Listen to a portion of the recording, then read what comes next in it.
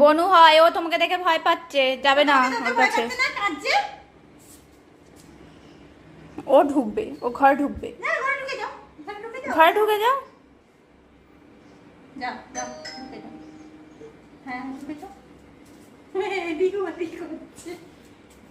আর সেও তাকে দেখে, দেখো না তার মুখ দেখেছো, ভয় হয়ে গেছে। আর সে ঢুকে যাচ্ছে পাশ দিয়ে। সিয়ানা কি চালাক দেখেছো?